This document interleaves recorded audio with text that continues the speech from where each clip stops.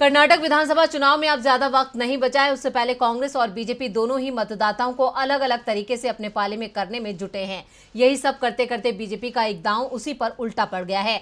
दरअसल 18वीं शताब्दी में मैसूर पर हुकूमत करने वाले टीपू सुल्तान को लेकर भारतीय जनता पार्टी बुरी तरह से घिर गई है। क्या है पूरी खबर, देखते हैं ये रिपोर्ट।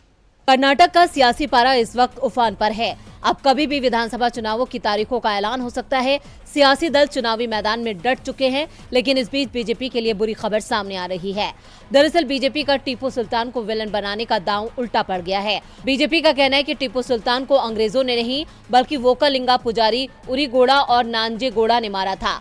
बीजेपी की पूरी कोशिश है कि टीपू सुल्तान का शिगुफा छोड़कर वोकालिंगा समुदाय को अपनी तरफ खींच लिया जाए, लेकिन पार्टी की इस कोशिश पर पानी फिर गया। वोकालिंगा वोटर्स को अपने पाले में करने के चक्कर में बीजेपी को 20 से 30 विधानसभा सीटों का बड़ा नुकसान उठाना पड़ सकता है। उच्च शिक्षा मंत्री आईटी और बीटीसीएन अश्वत्थ नारायण ने एक रैली में टीपू सुल्तान को उरीगोड़ा और नंजेगोड़ा ने जिस तरह से जान ली थी, उसी तरह से विपक्ष के नेता सिद्धारमैया को भी खत्म करने की बात कह डाली है। कर्नाटक के चुनावी समीकरणों की बात की जाए तो वोकालिंगा समुदाय काफी महत्वपूर्ण भूमिका निभाता है और दक्षिण कर्नाटक के जिलों में इसका दबदबा है। बीजेपी अभी तक वोकालिंगा वोट बैंक में सेंध नहीं लगा पाई है।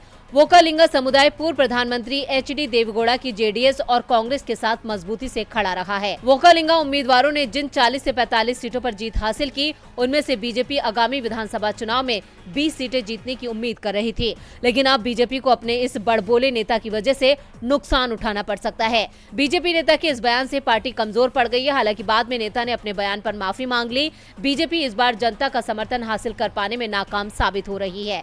बीजेपी सिर्फ टीपू की जयंती मनाने का विरोध कर लोगों का साथ हासिल नहीं कर पा रही है।